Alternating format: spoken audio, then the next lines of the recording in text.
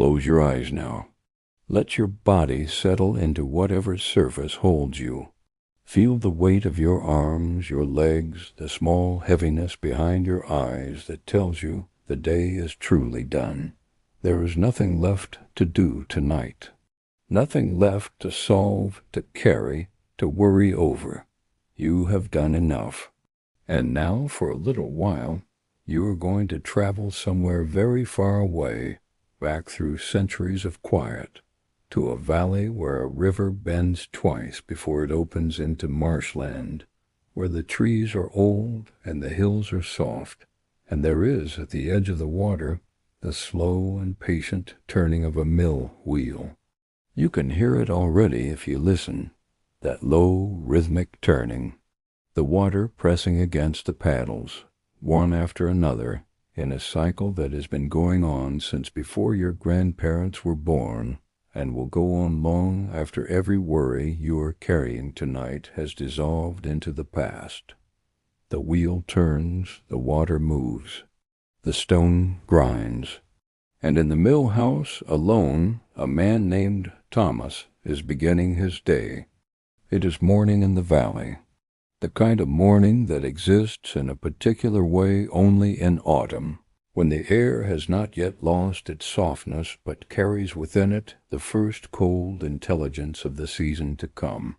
The light comes over the eastern ridge of the valley in long, low bands, gold and pale, and it falls on the river in a way that makes the water look almost solid, almost like hammered metal, before it dissolves into ordinary movement. Thomas has been awake for a little while already. He does not wait for light to rise. His body knows the hour before his mind does, and he has always been this way, ever since he can remember, waking in the dark without effort, lying still for a moment in the awareness of where he is and what the day will ask of him, and then rising.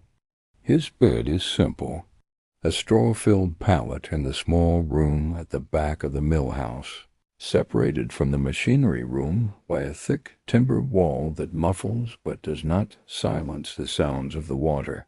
He has slept to the sound of that water every night for many years. He cannot imagine sleeping without it. On the rare nights he has spent away from the mill, a visit to a market town, once years ago a single night in a village alehouse during a particularly bad flood, he found the silence of an ordinary room almost unbearable, too still, too empty. The river gives him something to sleep against, a kind of continuous reassurance, the way a heartbeat reassures the body that it is still alive and moving through the world. He dresses in the dark. His clothes are rough wool and heavy linen, clothes that can be wet and dried repeatedly without much harm, because being wet is an unavoidable part of his life. He keeps a dry set of clothes for the rare occasions when dryness matters, but for the ordinary working day, the clothes he puts on before dawn are clothes that expect to encounter water before the morning is half done. He pulls on thick leather boots, their seams freshly sealed with tallow, because cold water in winter has a way of finding every weakness, and a miller with bad feet is a miller who cannot do his work.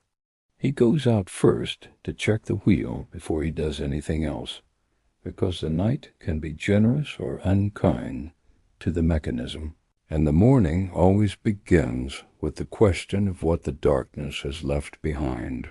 He walks along the bank of the mill race, the narrow channel that diverts water from the main river to the wheel, and in the early light he can see the surface of the water moving smoothly, which is already good news. A rough surface, a choppy surface, means debris, branches, floating timber, the occasional drowned animal, the kind of material that could lodge against a paddle, and, if not addressed immediately, begin to push the wheel off balance. But this morning the water in the race is clean and smooth, and Thomas nods to himself in the way of a man who has received information he was hoping for. The upper sluice gate is the first thing he checks with his hands. He lays his palm against the timber of the gate and feels the pressure of the water behind it, the faint vibration of the current pressing on the wood. The gate is sound. Its iron hinges, which he oiled just 3 days ago, move freely when he applies a little pressure to the lever, and the flow adjusts smoothly, more water or less according to his will. He stands here for a moment, feeling the gate, listening to the river, reading the water the way another person might read a face, looking for the signs of mood, of change, of anything that needs attention. This morning the river is in a patient mood.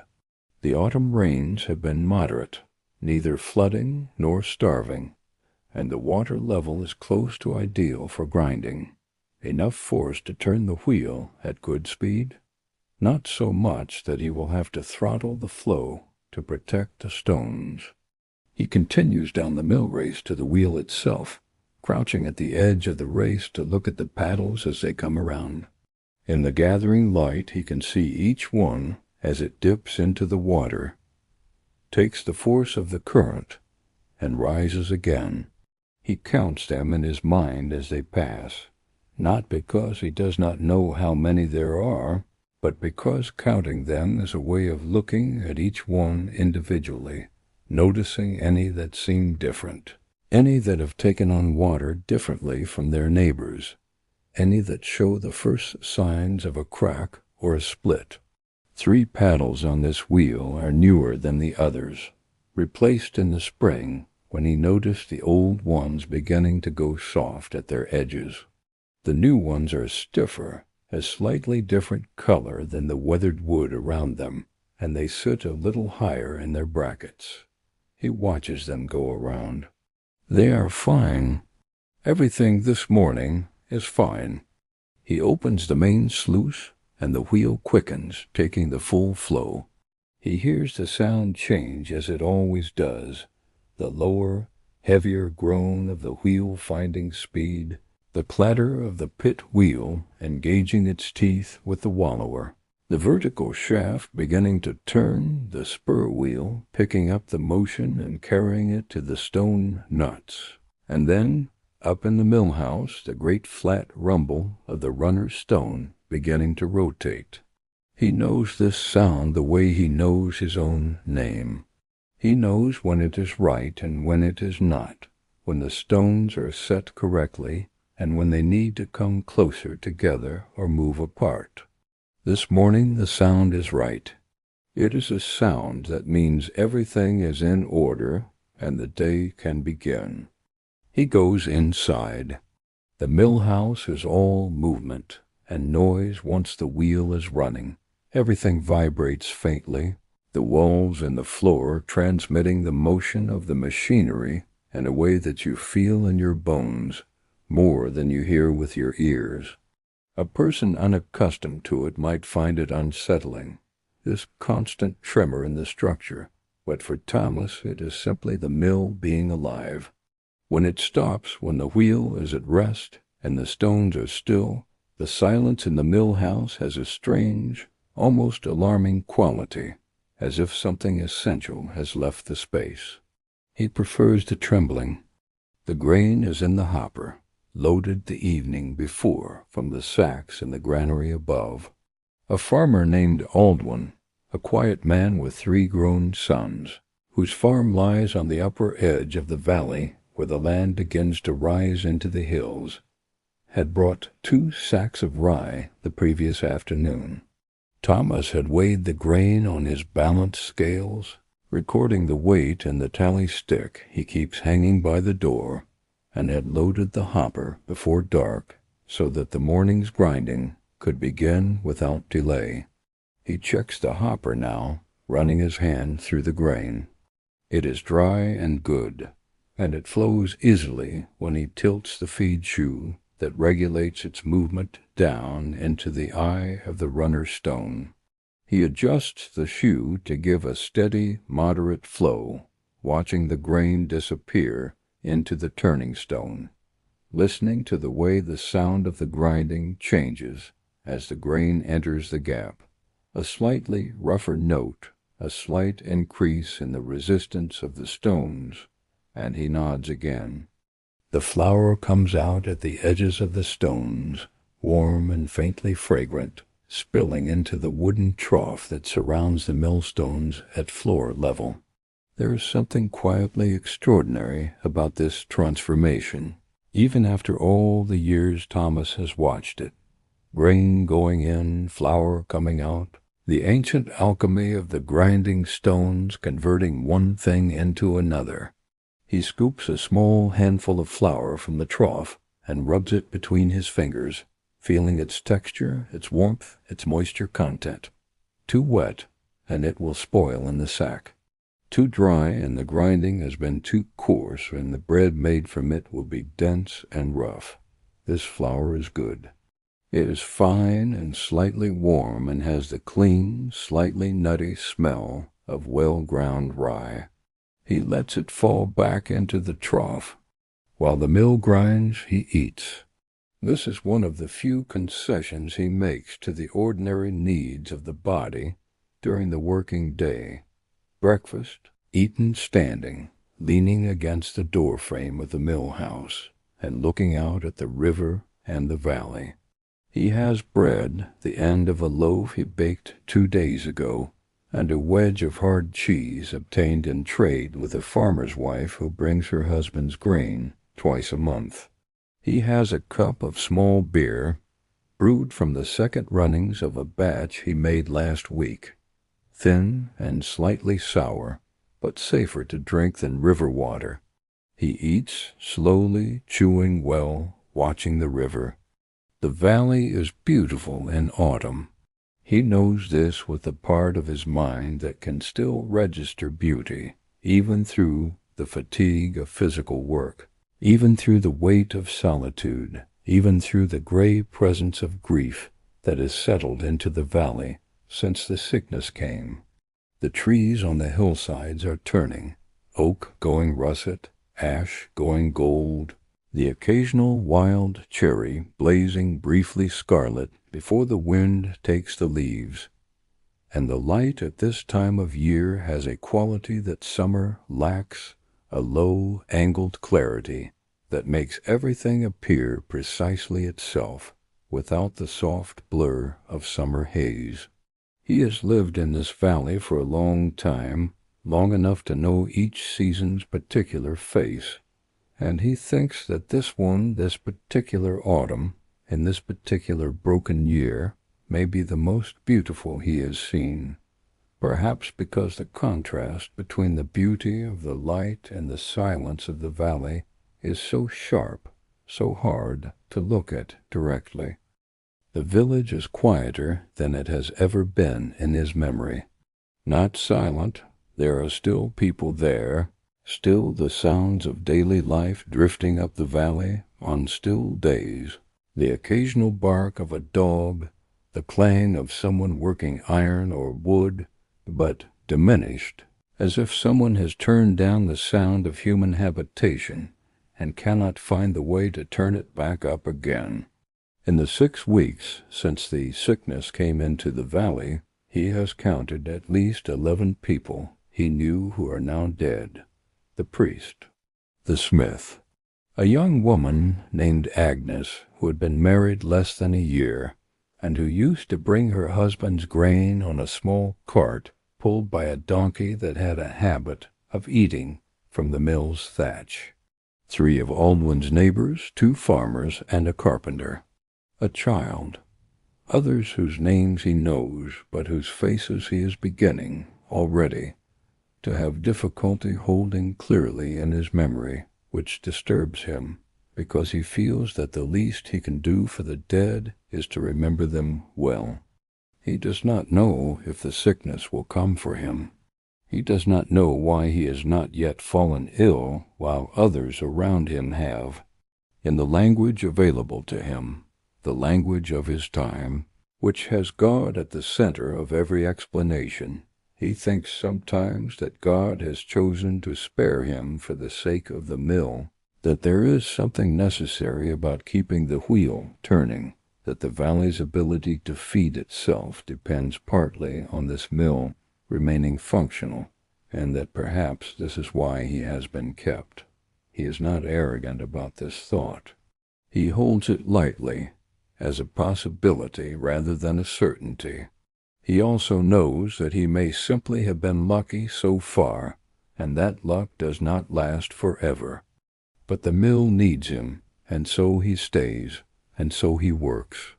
The morning moves on in the way that working mornings do, with the time marked not by any clock. He has no clock. There is no clock in the valley, but by the progress of the work, the level of grain in the hopper, the filling of the flour sacks, the changing angle of the light through the mill-house door. He grinds through Aldwin's 2 sacks of rye, fills 3 sacks of flour, and sets a 4th aside with the miller's portion, a proportion of the flour kept as payment for the grinding, the ancient fee that has been the miller's compensation since mills were first built. He will give Aldwin his 3 sacks when the farmer comes to collect, and Aldwin will take them home on his cart, and his wife will bake bread that will feed the household through the week. Around mid-morning he stops the wheel to inspect the stones. This is something he does every 2 or 3 days, not because there is anything wrong, but because the stones wear in their use, and the wear needs to be caught early. He levers up the runner stone with a long wooden bar. This is one of the few operations that genuinely requires more strength than a single person can easily bring to bear, and he does it slowly and carefully, wedging the stone up inch by inch until he can slide a wooden chalk beneath it and hold it elevated. He takes a piece of chalk and leans into the space between the stones, marking the areas where the surface is smooth and high, the points of greatest contact, and noting where the furrows that channel the grain outward are beginning to clog with fine, packed flour dust. The dressing of the millstones, the periodic sharpening and cleaning of their grinding surfaces, is one of the most skilled and physically demanding parts of the miller's work. The stones are heavy beyond easy description. The runner stone alone, in a mill of this size, weighs several 100 pounds, and working on its underside while it is elevated and precarious requires both skill and a certain calm courage, because a falling millstone would be fatal. Thomas has dressed these stones many times. He keeps a set of stone picks, small, hard chisels made from tempered iron, for cutting the furrows back to their proper depth and angle, and he begins now with the careful, repetitive work of picking out the packed material and refreshing the cutting edges. The sound of the picking fills the mill. It is a rhythmic, almost musical sound, each strike of the pick against the stone sending a small resonance through the mill house that mingles with the sound of the water outside. He works methodically, beginning at the center and working outward along each furrow, his arm finding a steady rhythm, his eye checking constantly for the signs that the stone is dressed correctly. The fresh gray surface of properly cut stone, the clean edges of the furrows, the even spacing that will guide the grain efficiently from the eye to the skirt. This work takes most of the middle part of the day. He does not rush it. A badly dressed stone will produce poor flour and will wear unevenly, creating the kind of imbalance that stresses the whole mechanism. There is no one to tell him when it is good enough, no master miller to inspect the work, no second opinion available. There is only his own judgment, developed over years, tested and refined by the results of the work itself. He trusts this judgment. He has learned to trust it, because there is nothing else to trust. When the dressing is done, he lowers the stone back into place, using the wooden bar and the same slow, careful process in reverse, guiding the stone down until it settles correctly on the spindle that holds it centered. He checks the gap, running a thin piece of paper through the space between the stones, an old trick for checking clearance, and feels the slight drag that tells him the gap is correct. He restarts the wheel. The grinding resumes. The flour begins to come. In the afternoon, another farmer comes. A woman, this time Marta, who farms a small holding on the west side of the valley with her daughter, her husband having died in the summer, not from the sickness but from a fall, the ordinary and indifferent kind of death that does not wait for pestilence to do its work. Marta is a small, compact woman with gray in her hair and a directness of manner that Thomas has always appreciated. She brings 1 sack of wheat, good hard wheat from her small store, and she stays and talks while he starts it grinding, which is the custom of the mill. The farmers stay and talk while their grain is ground, which serves the double purpose of keeping the miller company and allowing the farmer to ensure that the full weight of their grain is returned to them as flour. Marta talks about the village. She talks about who has died since they last spoke, and who is ill now, and who seems to be recovering, and what the priest's replacement, a young man sent from the town, barely ordained, clearly frightened, said in church last Sunday, which was not much to the purpose. She talks about her daughter, who is strong and well and who has been doing the work of 2 in the field since Marta's husband died. She talks about her fears for the winter, whether the stores will be enough, whether the sickness will continue into the cold months, or whether winter will slow it the way it slows everything else. Thomas listens. He grinds. The flour comes. He scoops it from the trough and fills the sacks, and his hands do the familiar work without needing his full attention, which leaves his attention free to be given to Marta, to the news she carries, to the picture of the valley that emerges from her account. He does not say much himself. He has never been a talkative man, and the months of solitude have made him quieter still, though not in an unhappy way. He listens, and he nods, and occasionally he asks a question, and Marta seems satisfied with this, as she has always been. She is not here for his opinions. She is here to speak aloud the things that have been living in her head, and she is here to have them received by someone who will not panic or deflect or minimize. Thomas does not panic. He has not panicked once through this whole terrible season, which is perhaps one of the reasons people still come to the mill, still bring their grain, still stay, and talk. When her wheat is ground, she takes her flour and her portion, and loads the sacks on the small cart she has brought.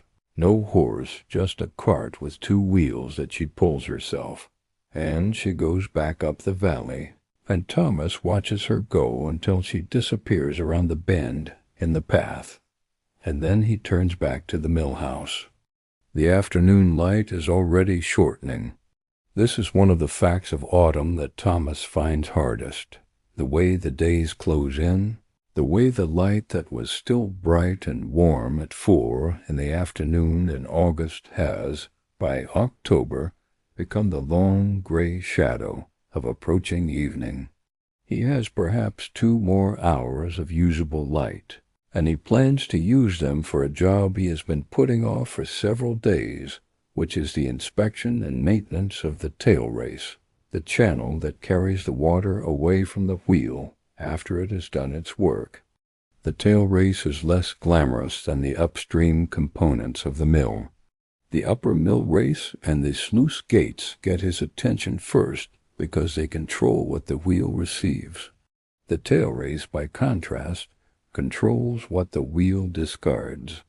But a blocked or damaged tail race is just as capable of stopping the mill as a blocked upper gate, because if the spent water cannot flow away freely, it backs up behind the wheel and creates back pressure, slowing the rotation, and in extreme cases, stopping it entirely.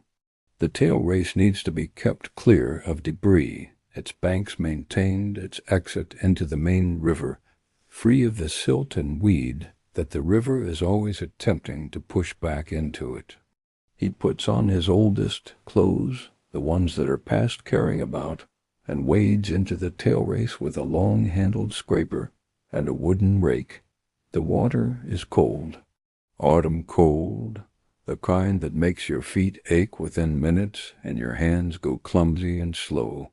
He works upstream from the exit, scraping the accumulated silt from the channel floor, pulling out the trailing water weeds that have established themselves over the summer, checking the stone-lined walls of the channel for any sections that have cracked or shifted.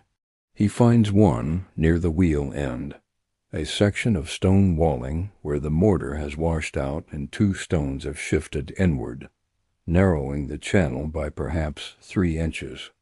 Not critical yet, but left untended through the winter, the frost will work on those stones, and by spring the channel could be significantly compromised.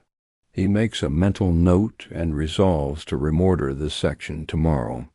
He has lime and sand stored in the dry room of the mill house, and remortaring a small section of tail race wall is a morning's work rather than a day's.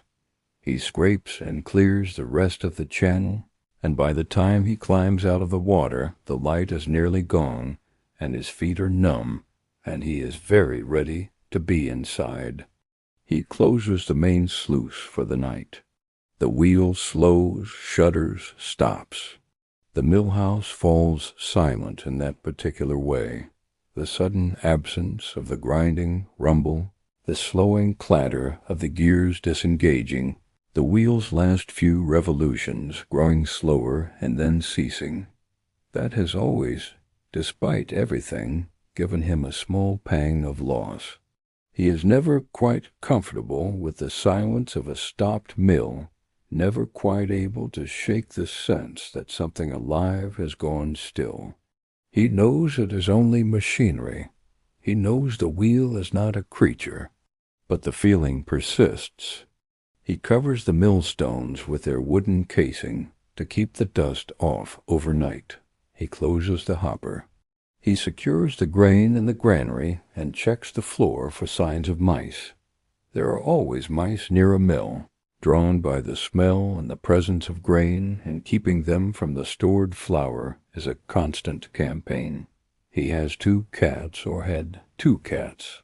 One disappeared in the summer, as cats do, and the remaining cat, a gray-striped, taciturn creature of unknown age, is asleep in the grain room, curled in a position of such complete comfort and self-sufficiency that Thomas pauses to look at it for a moment before going on.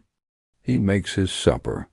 This is the part of the day that requires the most conscious effort to do well, because after a full day of physical work, the temptation is simply to eat whatever requires the least preparation, a piece of cold bread, a handful of dried beans, something that can be consumed standing without the trouble of fire or pot. But Thomas has learned over the long months of working alone that the quality of his supper matters more than he once thought. A good supper, a cooked supper, a supper that requires some small act of skill and attention, is one of the anchors of the day. It marks the end of the work. It gives him something to look forward to in the last hours of the afternoon, and it feeds him properly, which matters because the work he does tomorrow will ask as much of his body as today's, and a body that is not fed well does not hold up for long. Tonight he makes a pottage of dried beans and leeks, with a piece of salt pork that he found in the bottom of the salt barrel this morning, more than he had expected, which felt like a small gift from past Thomas to present Thomas, the habit of preservation paying its dividend. He makes the fire in the hearth that takes up one wall of his living room, and sets the pot to hang over it, and while the pot heats, he sits on the bench before the fire and takes off his wet boots and puts them near the heat to dry, and for a few minutes he simply sits. He thinks about the mill. This is what his mind does when it is left idle, which is not often. It returns to the mill, circling through the day's observations, cataloging what needs to be done, noting the small signs of wear and the potential problems approaching on the horizon. The tail race wall needs remortar.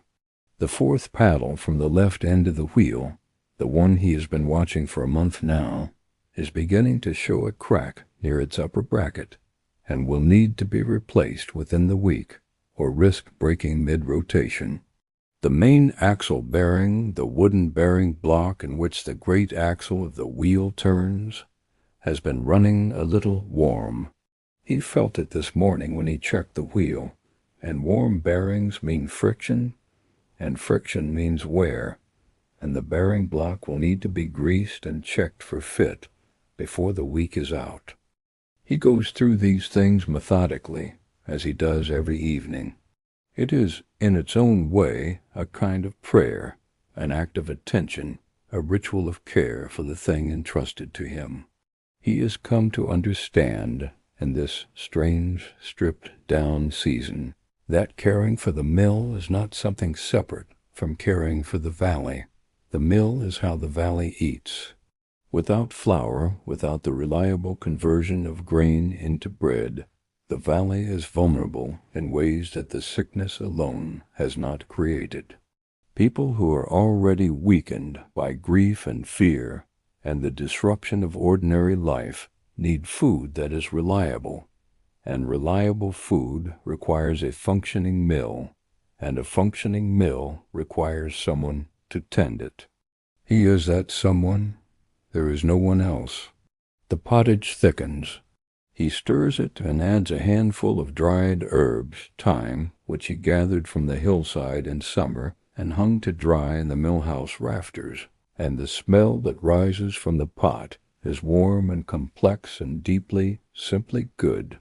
He eats at the table near the fire, and he eats slowly, and the warmth of the food moving into his body is one of the best sensations available to him at the end of a day like this.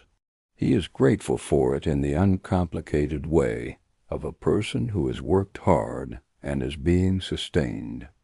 After supper, he mends. This is another of the evening habits he has developed in the time of solitude. The repair of small things, the stitching of torn cloth, the relacing of worn boots, the patching of the leather apron he wears when working with the millstones. It is work that he can do by firelight, and it occupies his hands while his mind begins to settle toward sleep. He is not a skilled needleman. His stitches are large and functional rather than fine, but the cloth holds, and the boots last another season, and the apron does not fall apart. Competence rather than elegance. It is enough. The fire banks itself. He adds one more piece of wood, enough to keep a few coals alive until morning, and he pulls on his night clothes and lies down on his pallet, and the river comes through the wall to him, its sound unchanged, its rhythm as reliable as breath, and he closes his eyes. Sleep comes quickly to people who have worked hard with their bodies. This is one of the gifts of physical labor, one that those who do it rarely stop to appreciate because they are too tired to appreciate anything. But it is real, the deep, unambiguous tiredness that comes from a day of real physical work is one of the most reliable paths to genuine rest. Thomas does not lie awake running through the day's anxieties. He does not review his conversations for missteps or worry about the things left undone. He has done what he could do. He has left the rest for tomorrow. And the river runs, and the wheel is still, and the night comes down over the valley. The stars that night are very bright. He cannot see them from inside the mill house, but they are there above the valley, above the trees on the hilltops, burning with the particular intensity that clear, cold autumn nights produce, as if the chill has polished them.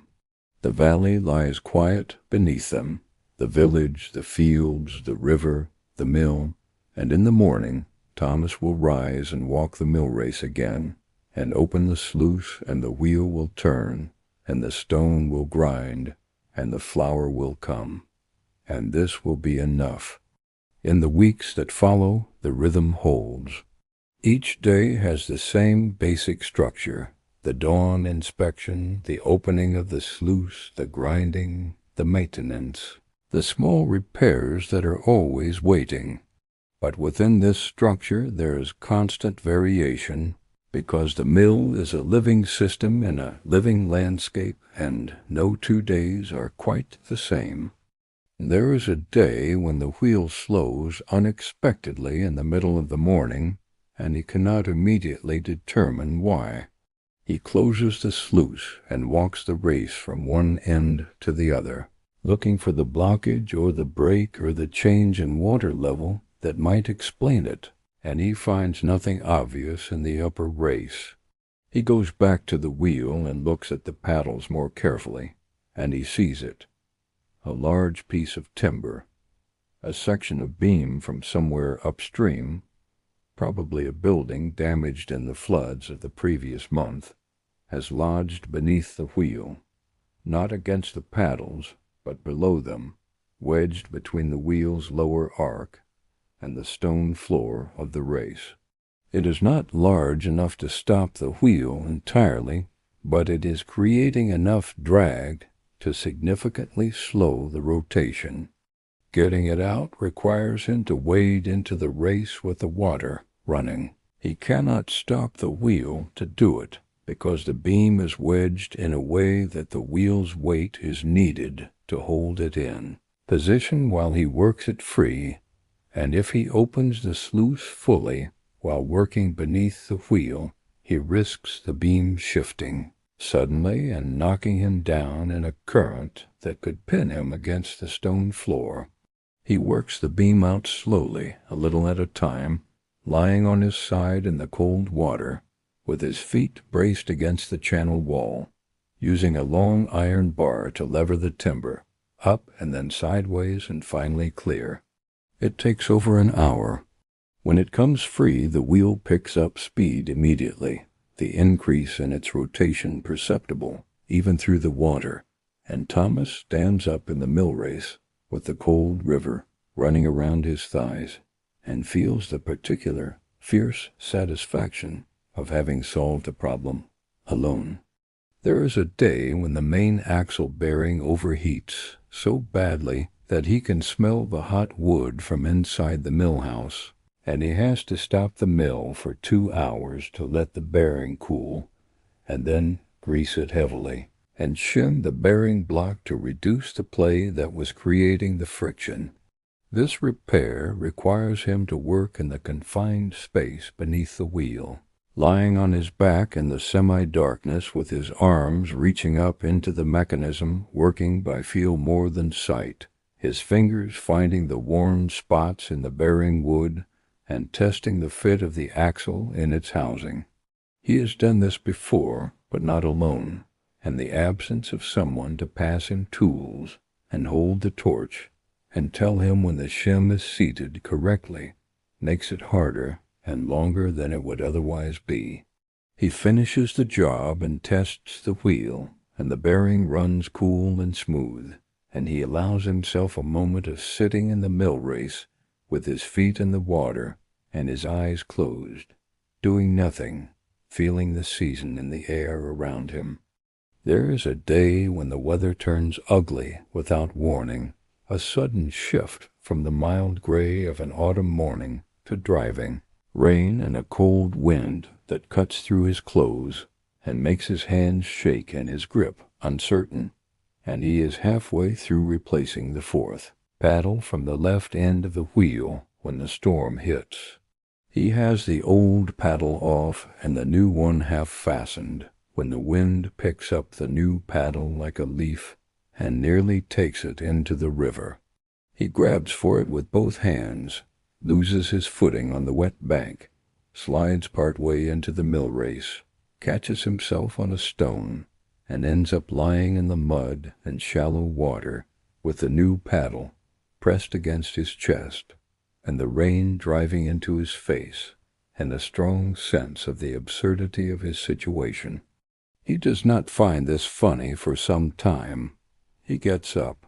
He is wet and cold, and his left hand is bleeding from a gash on a sharp stone, and his pride, if pride is the right word for it, is slightly wounded. He gets back into position. He finishes fastening the paddle, working now in full rain, his hands clumsy with cold, the bolts slipping in his numb fingers. He gets it done. He tests it, running the wheel briefly with the sluice at half open, watching the paddle track through its revolution, checking that it sits correctly, that it catches the water cleanly, that it does not wobble or flex unevenly. It is fine. He goes inside and changes his clothes, and makes a hot drink from dried chamomile, and sits by the fire and allows himself to be cold and tired, and a little sorry for himself for a while, because even people who are very competent and very capable have moments like this, and there is no virtue in pretending otherwise. The hand heals in a week. He keeps it clean and bandaged with a strip of linen, and it does not become infected, which in this time and this place is not guaranteed. He is lucky. He knows he is lucky. The farmers continue to come. Not daily. The rhythm of the mill has changed since the sickness, because there are fewer people bringing grain, and those who do come less often, but regularly enough that he is not idle.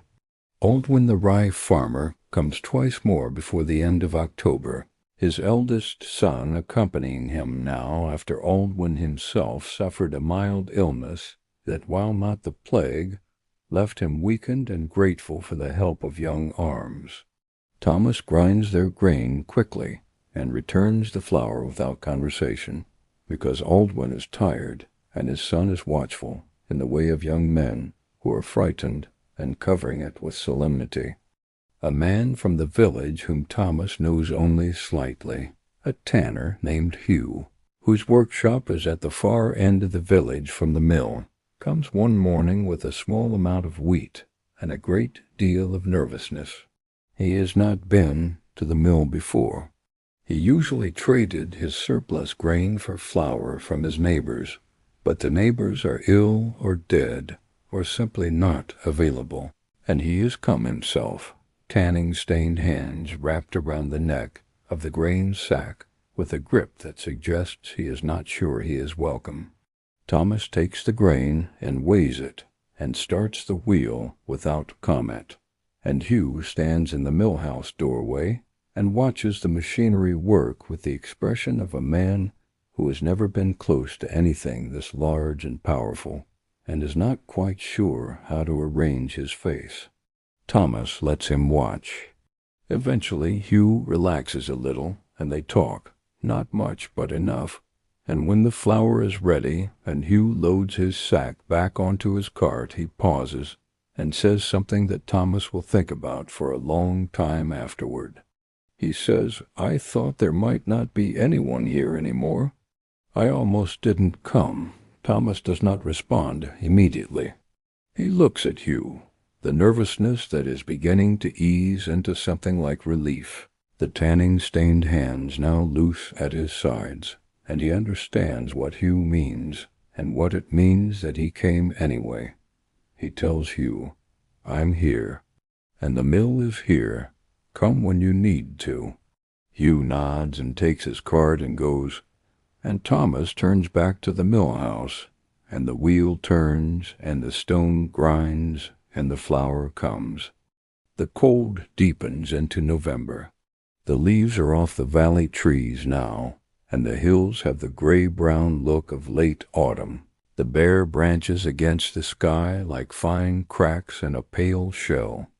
The river is higher than it was in summer. The autumn rains have been doing their work, and the wheel turns more quickly now, the water pressing with extra urgency against the paddles. Thomas adjusts the upper sluice to reduce the flow slightly, because a wheel running too fast generates heat in the bearings and stress in the gearing that shortens the life of both.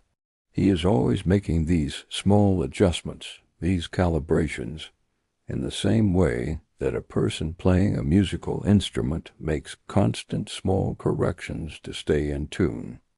The days are short. By 3 in the afternoon, the light is failing, and he has perhaps an hour of useful outdoor work left to him. He organizes his tasks around the light, the work that requires him to be outside and moving, the maintenance of the race and the wheel and the sluices. He does in the morning and into the early afternoon, and the indoor work, the small repairs, the tally-keeping, the preparation of the millstones, he reserves for the shorter daylight of the late afternoon. The evening, after supper, belongs to the fire and the mending and the gathering of himself back together for the next day. He splits firewood one afternoon in the yard beside the mill house, the axe rising and falling with a steady rhythm, the split billets falling to either side in a way that is, when it goes well, deeply satisfying. There is something about splitting wood that engages a part of the mind that most other work does not, a combination of spatial judgment, physical precision, and timing that produces, when everything is aligned correctly, a clean split that goes all the way through with a single stroke. Thomas is good at this. He has a feel for the grain of the wood, for the angle of approach, for the weight of the axe at the top of its arc. When the stroke is right, the sound is right, a clean, ringing crack rather than a dull thud. He works for 2 hours, and the woodpile grows, and by the time he stops he has enough for several weeks, and he is warm all the way through from the exertion, which is welcome as the day cools toward evening. He thinks about the people who have died. He tries to do this deliberately, and the way that he dresses the millstones deliberately, methodically, attentively, not allowing himself to rush through it or let his attention slide away from the difficulty of the work. The priest, whose name he is already struggling to hold. The smith, who was a large, cheerful man who sang while he worked, and whose singing would carry up the valley on still days. Agnes, who brought the donkey. The boy? He cannot remember the boy's name, and this troubles him deeply, because the boy was perhaps 7 years old and had a habit of climbing onto the lower sluice gate when no one was watching, and Thomas had told him off for it twice, and the boy had done it again, and Thomas had let it go the 3rd time, because the gate was not running at that point, and the danger was minimal, and the boy was so clearly enjoying himself. He cannot remember the boy's name. He stands at the woodpile with the axe in his hand, and the valley quiet around him, and he makes himself stay with this for a moment. This inability to remember, this failure of the specific against the general fact of death. The boy existed. He climbed the gate. He is gone. And his name is going too, slipping away in Thomas's imperfect memory, and there is nothing to be done about it except to note it and feel it and carry it. He puts down the axe and picks up the firewood and carries it inside. The gray cat, who has decided that Thomas is acceptable company for the winter, is sitting on the hearth when he comes in, studying the dying fire with the ancient, contemplative expression of a cat that has solved most of the questions worth solving and is now simply waiting for supper. Thomas adds wood, and the fire brightens, and the cat regards this development with the measured approval of someone who expected nothing less. Thomas finds himself glad of the cat's presence, with a vehemence that surprises him. He has always been a person who managed solitude well, or so he believed. But the quality of this solitude, the solitude of grief and uncertainty in a valley that has lost a portion of its people, is different from the ordinary solitude of a working life alone. The cat provides something. He is not sure what to call it. Company, but a particular kind. Company that does not require anything of him, that does not need him to speak or explain or manage itself. Company that simply is without demand. He gives the cat a piece of salt pork from the pot, and the cat eats it with the focused intensity that cats bring to food. And Thomas eats his own supper, and the fire burns, and the night is long and cold, and the valley is quiet.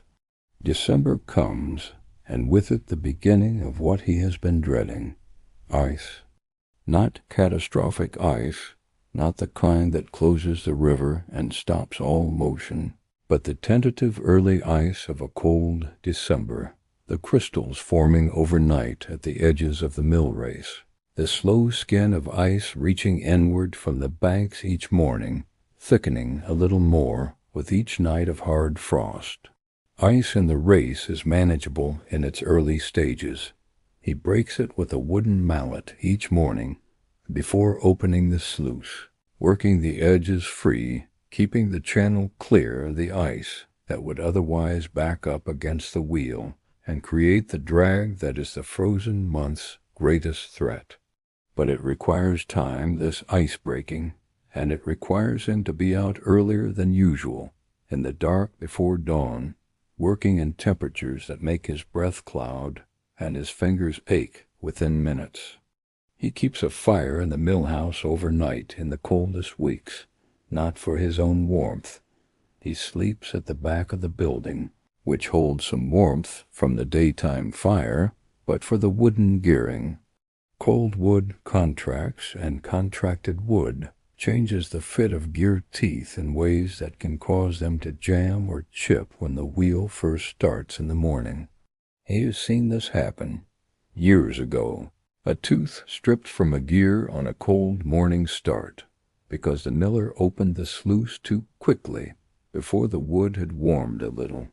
He heats the mill house slowly each morning with a small fire in the hearth, letting the temperature rise over an hour before he opens the sluice and puts load on the gearing, and the gearing responds well to this care. He also protects the sluice gate hinges. This is something he learned from experience. Iron contracts in the cold just as wood does, and iron hinges that have grown a little loose in summer will seize up in a hard frost, becoming immovable, and an immovable sluice gate is a mill that cannot be controlled. Every evening in the cold months he works a little tallow into the hinge fittings with a stick, pushing the grease into the cracks and joints, keeping the metal mobile. It is a small task, a few minutes at most, and in terms of the mill's operation, it is among the most important things he does. The grinding slows in winter. There's less grain coming in. The autumn harvest is stored. The farmers are not threshing as much. The pace of agricultural life drops to a maintenance level in the cold months, and he grinds for fewer hours each day, which gives him more time for the maintenance work that winter both requires and enables. In the short days of December and January, he does the work that summer's pace does not allow, the thorough inspection and repair of every component of the mechanism, the careful examination of every timber in the mill house structure, the repointing of the stone walls, the replacement of worn sections of the mill race lining. He redresses the millstones in December.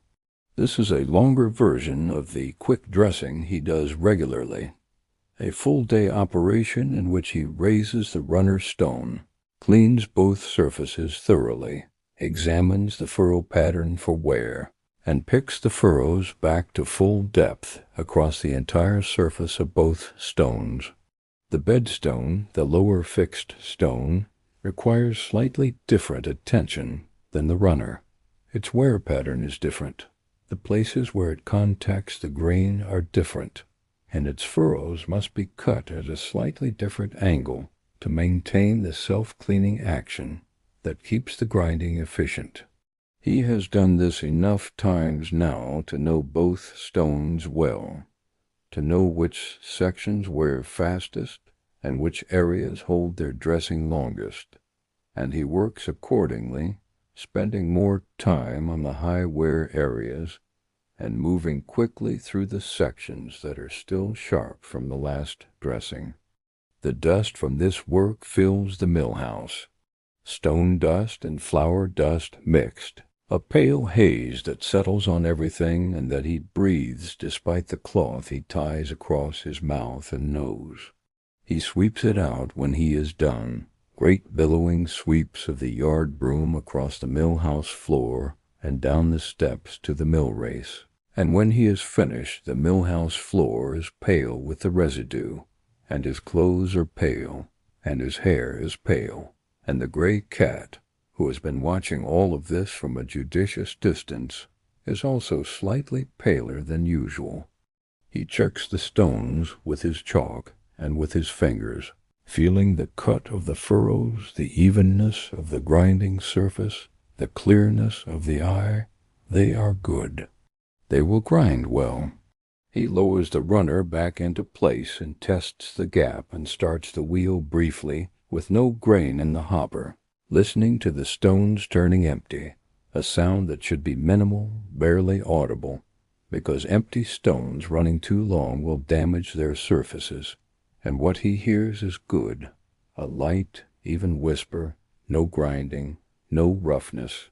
He is, in these moments, simply content. It is not happiness, not in any expansive sense. The grief of the season is not gone, and the solitude has edges that cut more sharply than they did before all of this began. But there is something in the competence itself, in the straightforward knowledge that the thing is done, and done well, that gives him a solid, quiet satisfaction. He has maintained the mill. The mill works. The valley can eat. In January there is a week of severe cold, the kind of cold that comes from the north and the east and carries within it a quality of intention, as if the cold itself is determined to get somewhere and the valley is simply in its path. The river does not freeze. It runs too fast for complete freezing, but the margins ice over substantially, and the mill race ices over entirely each night, and the morning ice-breaking becomes a longer and harder task. He works at it with the wooden mallet and a long iron bar, starting at the upper gate and working down, fracturing the ice and pushing the pieces through and under the main flow, where the current carries them away downstream. One morning the upper gate is frozen completely shut. He has oiled it faithfully, but the temperature in the night has been extreme enough that the oil has thickened, and the ice has crept into the hinge housings despite his precautions, and the gate will not move. He cannot open the upper gate, and without the upper gate he cannot control the flow into the race, and without controlled flow he cannot run the wheel safely. He stands at the gate for a moment, feeling the cold of the iron under his hands, thinking through his options. He could light a small fire near the hinge and thaw it directly, but an open fire near a wooden mill is never his first choice, and in the cold and wind of this particular morning the fire would be difficult to control. He could pour boiling water over the hinge. This is his preferred solution for frozen fittings, and he has used it before, but that requires boiling water, which means going back to the mill house and heating water, which means losing time. Or he could apply mechanical force, carefully, incrementally, working the hinge loose the way you work a rusted bolt, not with a great heave that might strip the fitting, but with small, repeated pressures, a little movement at a time, until the ice fractures and the fitting releases. He chooses the third option. He applies the iron bar to the gate lever, not pushing hard but maintaining a steady, gentle pressure, and then he waits. Cold metal under load, he has found, will sometimes move when it is ready rather than when you want it to. He waits for perhaps 5 minutes, maintaining the pressure, watching his breath cloud in the air, and then he feels it, a faint, crystalline crackling under his hands, the ice in the hinge beginning to give, and then a slow, stiff movement of the lever, and then the gate opens. He opens the sluice. The wheel turns. The ice of the morning retreats. He goes inside and makes his fire and his breakfast, and the day proceeds. February is the hardest month, as it always is. Not for any single dramatic reason, no flood, no catastrophic failure, no particularly terrible event, but simply because by February the cumulative weight of winter has settled deeply into everything. The cold is not as sharp as it was in January, but it is more pervasive, more established, as if it has decided to stay rather than visit. The days are still short, the stores are lower. The physical demands of winter maintenance, the daily ice breaking, the extra fire tending, the careful management of every fitting and joint against the cold's constant assault, have been going on for months, and the body carries the accumulation of this effort in ways that rest alone does not fully address. He is tired, not dangerously tired, not the kind of exhausted that makes a person careless, but a deep, structural fatigue that lives in his shoulders and his lower back and the soles of his feet, a fatigue that sleep helps but does not cure, that only the end of winter and the return of warmth will properly address. He manages it. He knows it. He works around it, saving the most demanding tasks for the times of day when his energy is best, resting when he can without guilt, eating as well as his stores allow. There is a morning in the middle of February when he sits on the bench at the mill house door in the thin, pale winter sun, the first real sun in over a week, breaking through cloud that has been continuous since early in the month, and he simply sits. The wheel is running. The mill is grinding. Everything is functioning, and he sits in the sun for perhaps 20 minutes, doing nothing, and the sun moves across his face and his hands and the back of his neck, and he is warm for these few minutes in a way that goes beyond the physical. He thinks about the summer to come. He has learned in this long winter to think about the summer deliberately, to hold it in his mind as something real and approaching, a season that will arrive whether or not he believes in it. The river will drop and slow, the fields will green, the farmers will come more often with their grain, and the wheel will turn in the warm air, and the valley will be alive again with the sounds that have been so reduced this winter. He believes this. He holds it.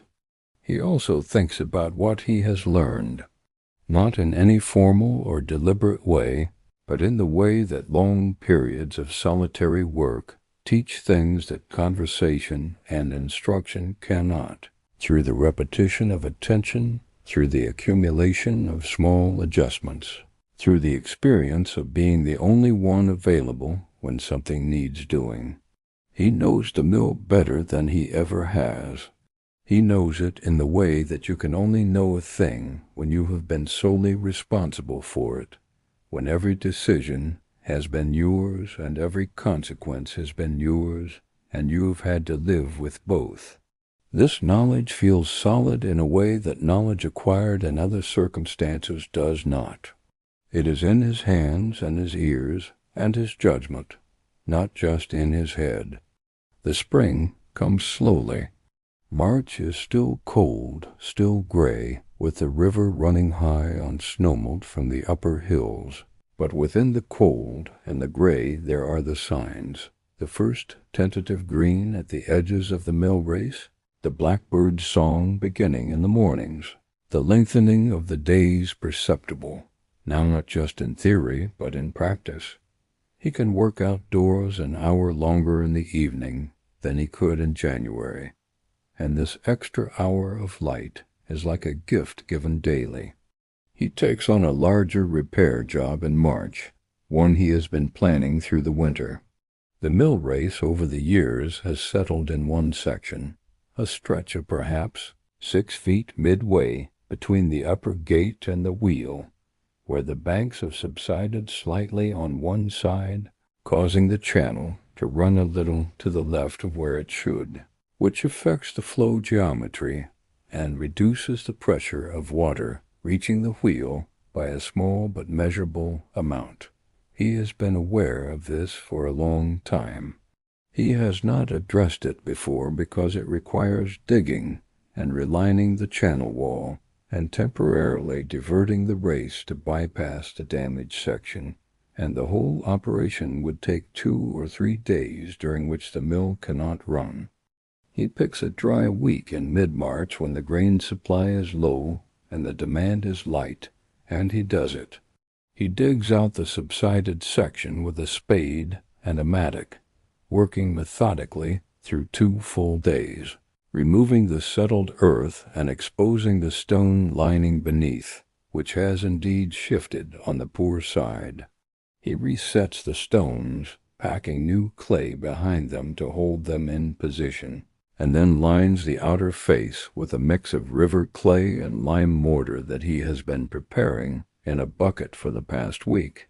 He reshapes the bank above, raising it slightly on the low side to redirect the flow correctly, and he tests the channel with a small amount of water before reopening the main race, watching the flow pattern to confirm that the channel is running where it should. When he opens the main sluice and the water floods back through the repaired section, he watches the flow with the critical attention of a craftsman inspecting his own work, and what he sees is good.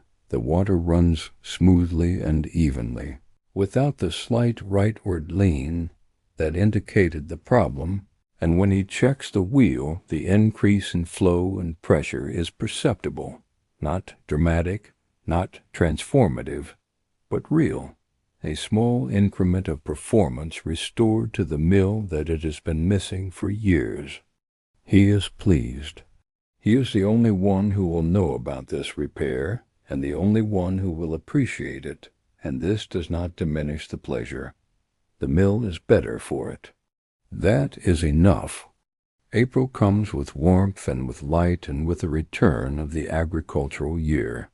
The farmers begin to come more regularly as the spring planting creates its demands, and the old stocks of grain need to be processed before the new season's crop arrives. Aldwin comes with his sons, who are busy and healthy, and have the particular energy of young men in spring, eager to be working the land. Marta comes with her daughter, who is indeed strong and capable and cheerful in a way that suggests that the winter has been survived and that survival feels right now like a kind of triumph. The tanner Hugh comes twice and is notably less nervous than before and stays to talk for a while and tells Thomas that several of the village people he knew had been asking after the mill and were glad to know it was running. Thomas grinds their grain. He adjusts the tentering gear to give the finest flour he can for the spring wheat that is coming in. He watches the wheel with the attentive, fond regard of a person who has been caring for something through a long and difficult season and knows both its vulnerabilities and its strengths intimately. He checks the fourth paddle, now replaced and solid, and the relined section of the mill race, and the newly greased axle bearing, and the remortared tail race wall, each repaired element a small record of a winter's work. The valley is greening. The fields above the river are being turned and planted, the familiar work of the agricultural year resuming after its winter pause. The sounds that were so reduced in the terrible autumn and the long winter are returning, voices in the distance, the sound of oxen working, a hammer from the smithy where a new smith has taken up the work, young and still learning, but willing and strong. The sounds of ordinary human habitation returning to a place that had felt, for a time, uncertain about whether it would continue. One morning in April, walking his mill race at dawn, Thomas stops at the place where he made his repair and looks at the channel flowing cleanly through it, and then he looks up at the valley, the hills going green, the sky wide and pale blue, the river shining in the early light, the smoke beginning to rise from the village hearths a mile away. He stands here for a long time, the water moving past his feet, the wheel turning behind him, the mill running quietly and well. He has kept it running.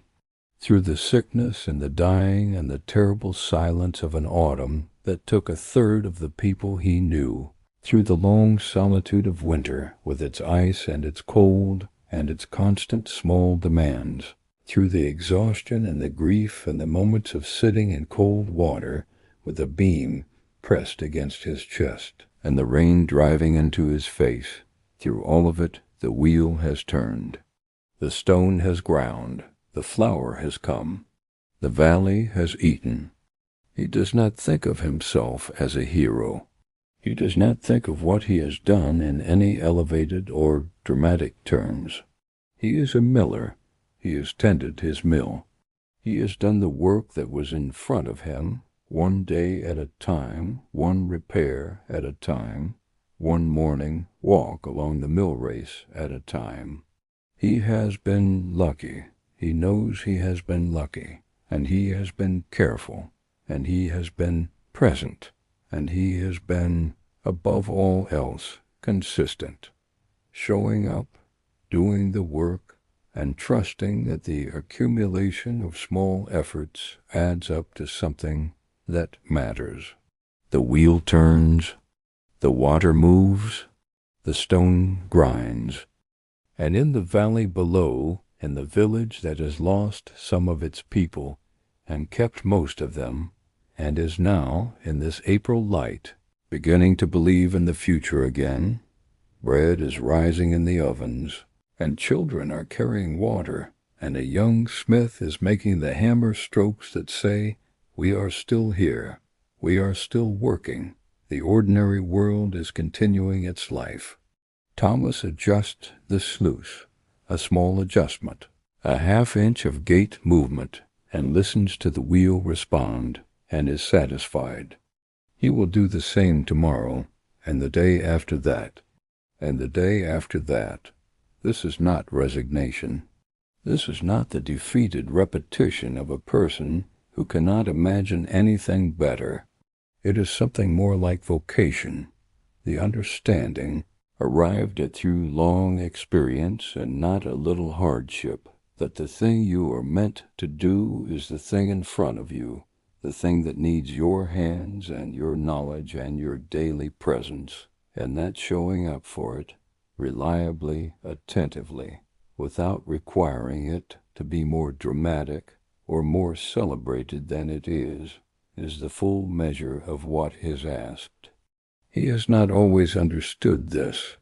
There were years, earlier years, when the mill felt like a constraint rather than a calling, when he measured his life against some other imagined life and found it wanting, when the farmers came and went with their grain and their flour, and he was left again with the wheel and the water and the long stretches of solitary work. There were times when the solitude felt like exile rather than choice, when the silence of the valley after the last cart had disappeared up the path felt like a reproach rather than a gift. The terrible autumn changed something in him that he is still working to understand. It is not that grief made him content. Grief does not work that way, or at least it has not worked that way for him. The grief is still present, still real, a texture in the days rather than a wound that is healed. But the autumn showed him something about what his presence in this place meant, what the turning of the wheel meant to the people who brought their grain and went home with their flour and made their bread and ate it at their tables. He had known this in an abstract way before. He was not an unthinking man, but the autumn made it concrete and undeniable.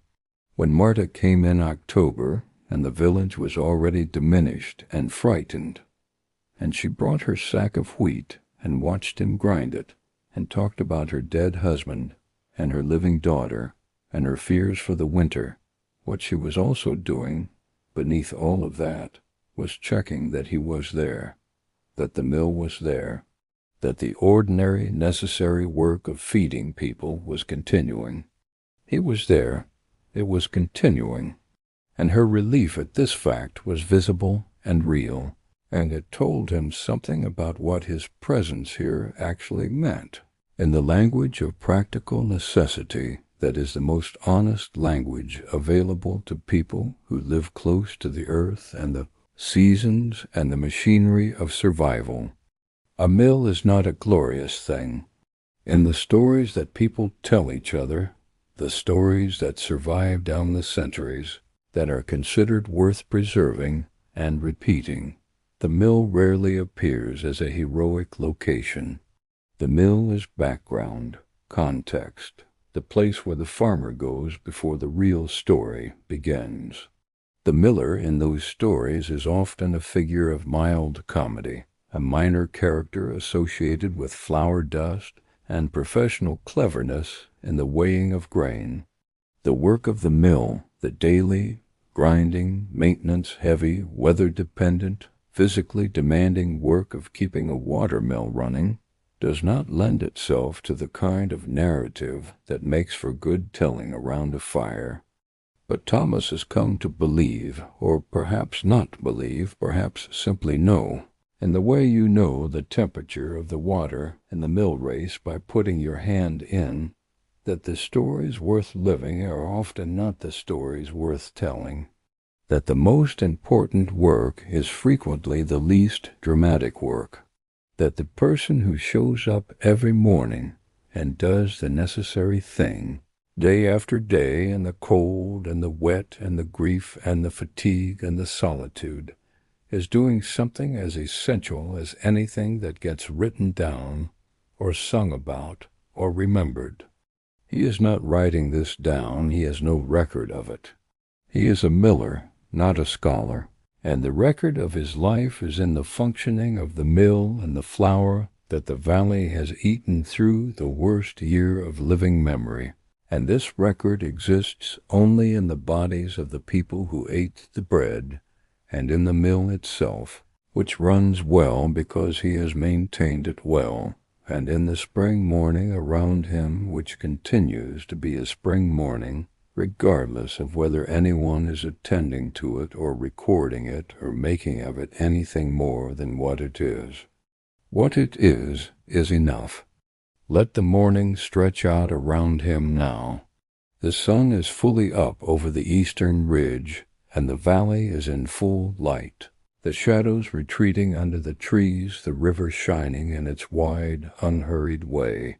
Thomas has finished his mill race inspection and is back at the wheel, watching the paddles go round with the satisfied attention of a craftsman who knows his work. The wheel is in good condition.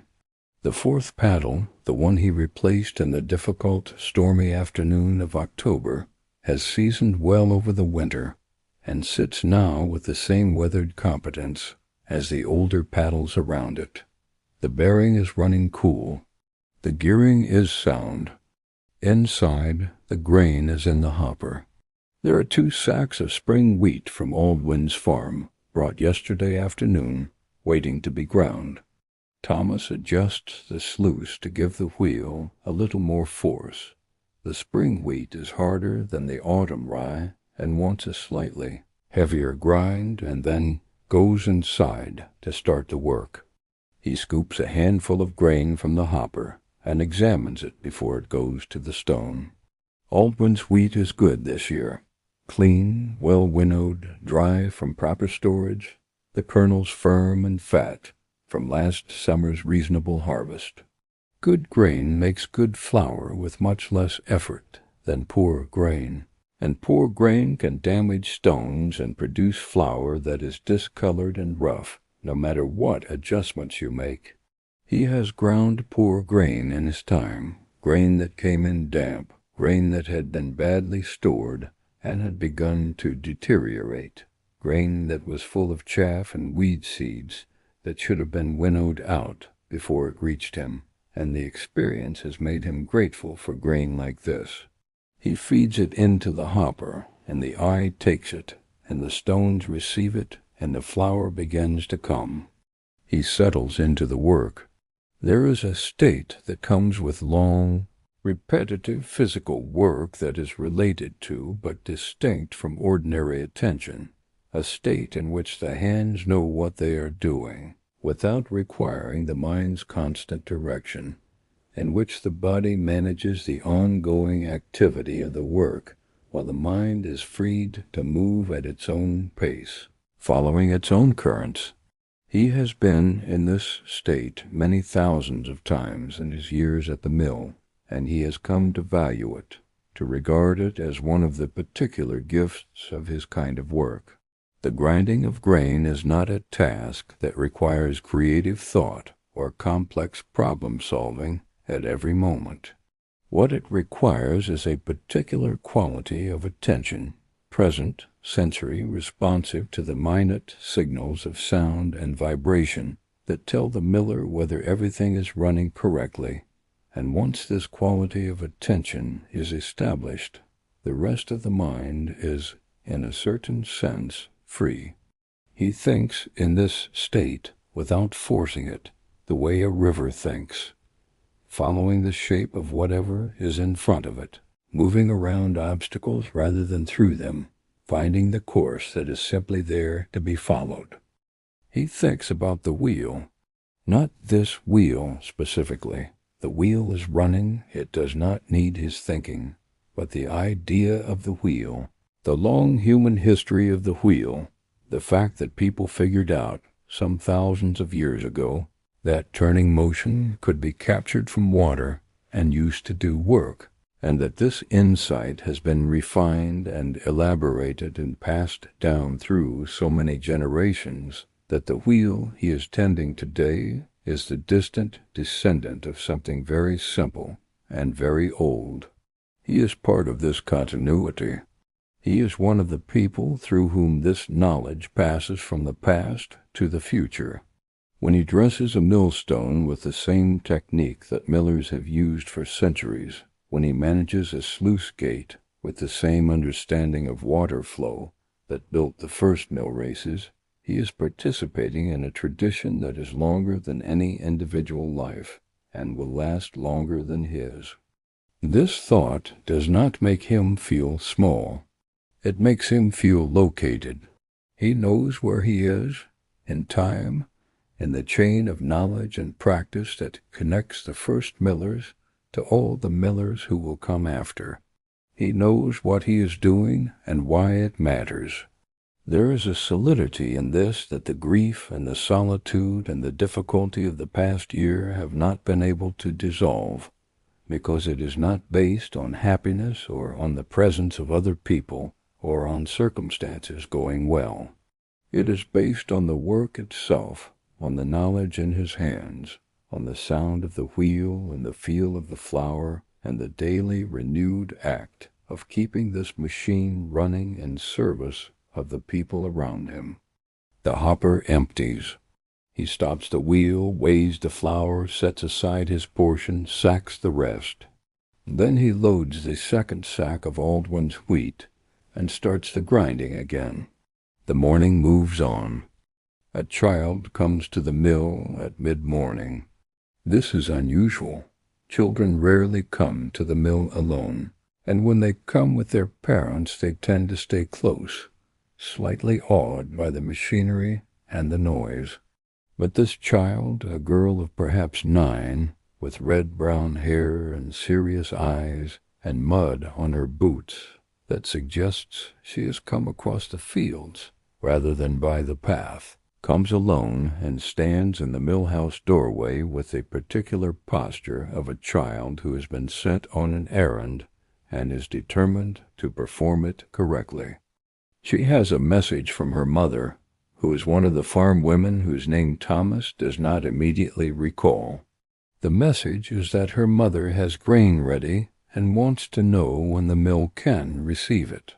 Thomas looks at the child, who is holding herself with a careful dignity that he finds touching, and tells her, "Tomorrow morning, early, bring the grain and I will have the stones ready for it." The girl nods. She has memorized this. She is about to go when she pauses and looks at the wheel, which is visible through the mill house, its paddles rising and falling in the mill race beyond, and says with a 9-year-old's directness, "Does it ever stop?" Thomas considers this. He says, "Yes, every night I close the sluice, and it stops." The girl thinks about this. She says, "But it starts again in the morning?" He says, "Every morning." She seems satisfied by this. She goes back across the fields, small and purposeful, against the wide spring landscape, and Thomas watches her until she reaches the hedge at the field's edge and disappears through it, and then he turns back to the grinding. Every morning, yes, this is the thing he has perhaps understood most clearly in the long year now ending, that the continuity of the work is itself a form of value that is independent of any particular day's achievements. A mill that has run for 60 years and will run for 60 more is not the result of any single heroic effort, but of the daily, quiet decision to come back and open the sluice and start the wheel and do the work. The heroism, if there is any heroism in it, is not in any one moment, but in the accumulation of ordinary moments, each one just sufficient, each one leading to the next, the continuity itself being what matters. He has kept the continuity through the worst year he has known, through the grief and the solitude and the ice and the cold and the long, attritional demands of winter maintenance alone. The wheel has turned every morning, the stone has ground, the flower has come, and tomorrow it will again. In the weeks that follow, the valley continues its slow, determined recovery. It will not be what it was. Some of the people who are gone will not be replaced. Some of the households that were reduced will remain reduced. Some of the children who died will leave gaps in the village's future that will be felt for a generation. This is the truth of what the sickness has done, and Thomas knows it and holds it without pretending otherwise. Recovery is not restoration. The valley that emerges from this year is a different valley from the one that entered it. But it is a living valley, and a living valley, however changed, can continue to develop, to plant and harvest and grind and bake and eat and make children and build things and have arguments and tell stories and do all the ordinary things that add up to the ongoing fact of a community. Thomas watches this happening through the spring, watches the fields being worked more carefully because there are fewer hands to work them, watches the village reorganizing its relationships and dependencies around the changed population, watches new arrangements being made between households and new obligations being assumed. The social fabric of the valley repairing itself the way the mill race repairs itself after a flood. Not identically, not without scar, but functionally, sufficiently, in the direction of continuation. He takes a quiet pleasure in being part of this. Not a visible part, not a celebrated part. No one is making speeches about the miller who kept the mill running through the plague year, because that is not how these things work, because survival is not celebrated. It is simply noted and incorporated into the ongoing fabric of daily life. But when Aldwin's son brings grain and mentions casually that his father is recovering his strength and will likely be in good shape for the hay harvest, Thomas hears in this not just the information but the implied context.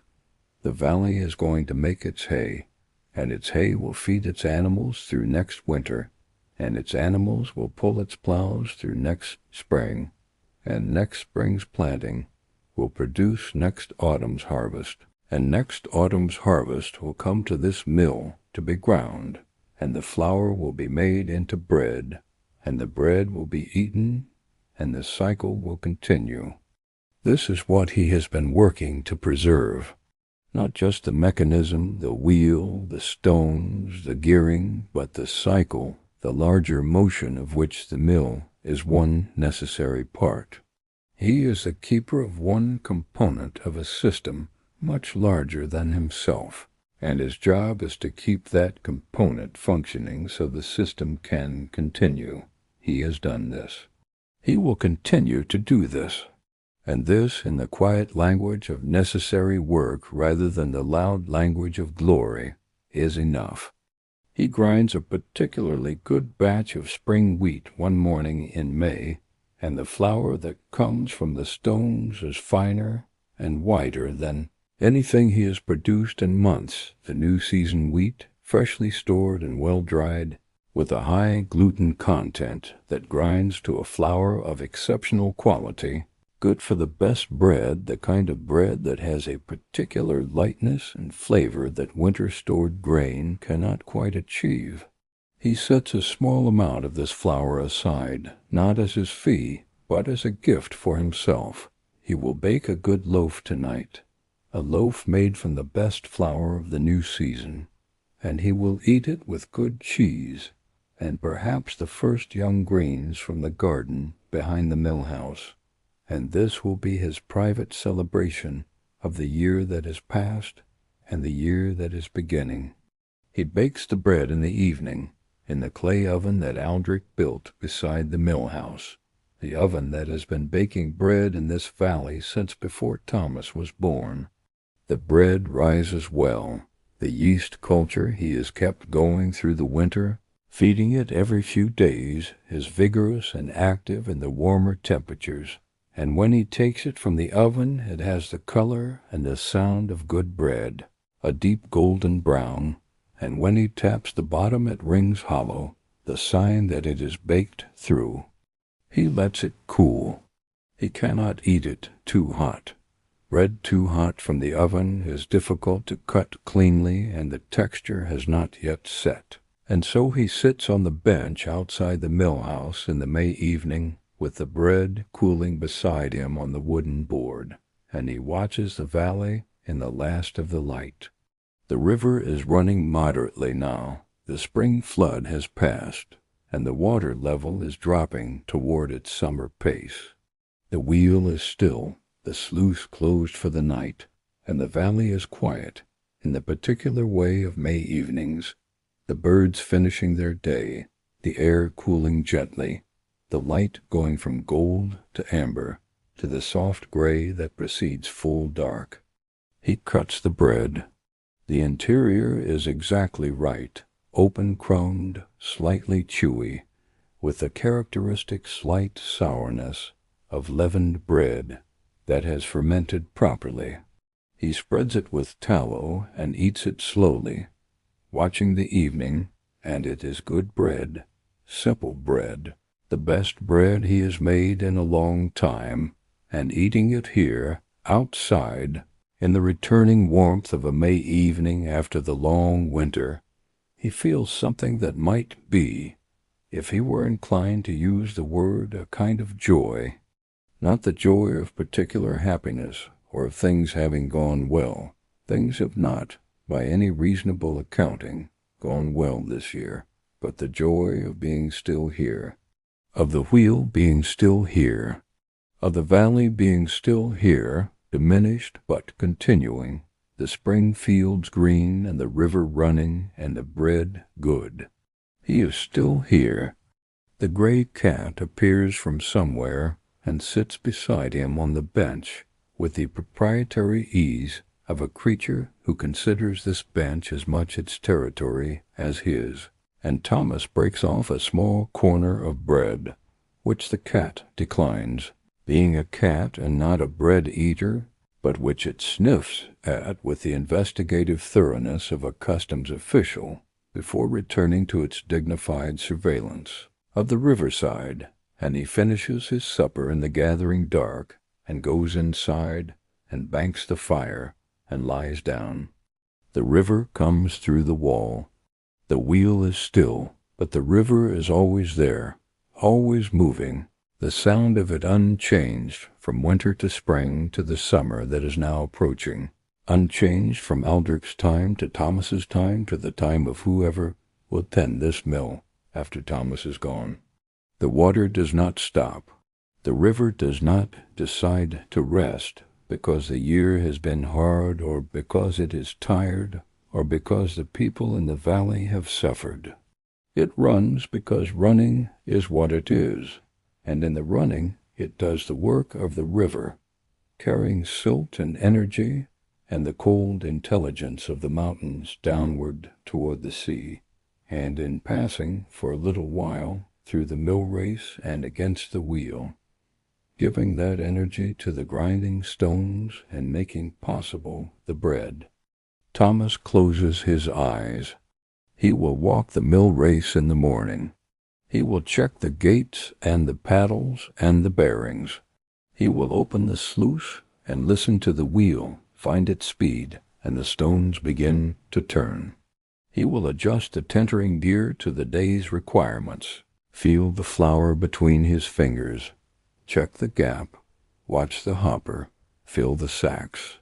He will do the work that needs doing, whatever it is, in whatever weather the May morning decides to provide, with the tools he has and the knowledge in his hands, and the judgment accumulated over years of paying attention to this particular machine in this particular valley.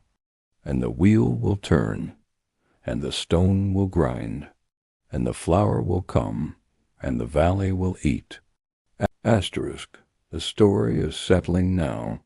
Feel it settling, the way flour settles in a sack, finding its level, the weight of it familiar and quiet. Thomas is sleeping. The mill is still. The river runs in the dark valley, patient and indifferent and ancient, carrying its water to the sea as it has always done and will always do. The wheel rests, waiting for morning. Asterisk. Asterisk, your own body is heavy now. Your breath is slow and even. The thoughts of the day are far away, thinned out, dissolving in the warm darkness behind your eyes.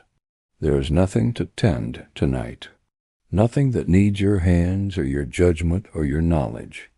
The wheel of your own day has stopped for a little while, and the silence that follows it is not the troubling silence of a mill unexpectedly halted, but the right silence, the earned silence, the silence of work done and rest deserved. Asterisk. Asterisk. Let it come.